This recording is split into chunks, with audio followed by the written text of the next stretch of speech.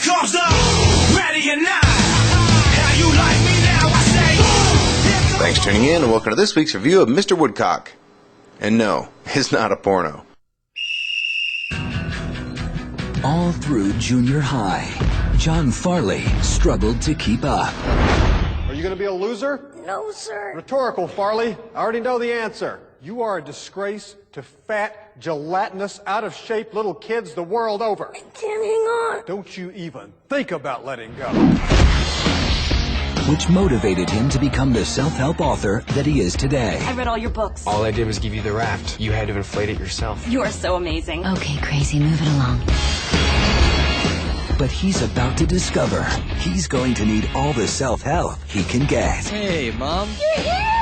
Are you seeing someone? Yeah? You know him already. Mr. Woodcock. What a name for a movie. I guess they really want a lot to come across with this title. And first I'm going to say the reviews for this movie are just terrible. It's like 15% rotten on Rotten Tomatoes, which is horrible. It's only 1% higher rated than the cinematic abomination of Dragon Wars, otherwise known as D-Wars. When I first saw the trailer for that movie, I thought it was going to be a joke or some sort of big-budget Geico commercial. And then I realized this is for real. And I figured, okay, well, it must be some made-for-TV movie or on a sci-fi channel or something. And to my amazement, this was actually going to be a theatrical release. Oh, man. So the question is Mr. Woodcock really that bad? Well, first let's check the rating for School for Scoundrels. School for Scoundrels is rated about 25% rotten on Rotten Tomatoes. So this pretty much tells you one thing.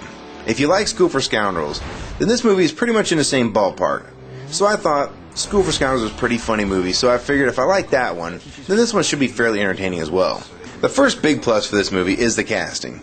Billy Bob is pretty damn good at this type of role, and Seann William Scott is usually pretty good as a supporting actor.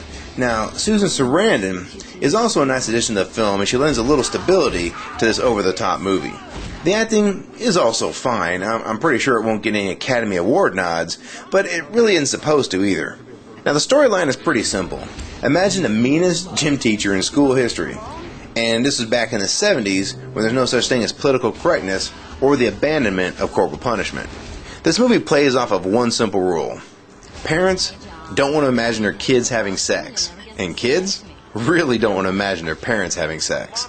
We all know they did or we wouldn't be here, but we really don't need that point of your mom having sex driven home by your friends and by Mr. Woodcock. So if this kind of awkwardness sounds funny to you, then you should enjoy this movie.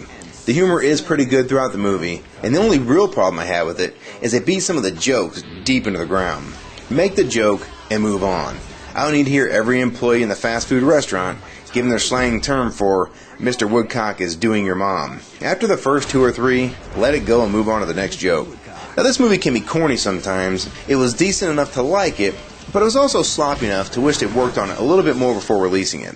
Now the concept itself is pretty funny, and it could have been executed a little bit better, but I would say that I did have enough laughs to make it worth the trip. The rivalry between the two was pretty good, and it was a decent matchup of young versus old. The movie is doing what the Farrelly brothers pioneered with Something About Mary and Kingpin, making a really absurd and crude film, and then trying to do character development and tell a serious story about life with a ton of jokes mixed in. And this movie does do it too, but it doesn't stand out as a must-see movie.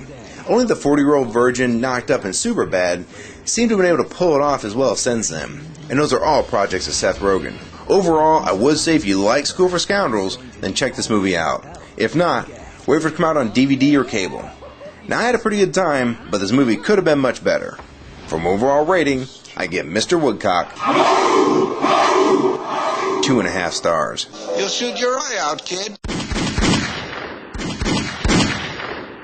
I'm giving away some great movies right now on DVD, HD DVD, and Blu-ray disc. Subscribe to my channel for more info.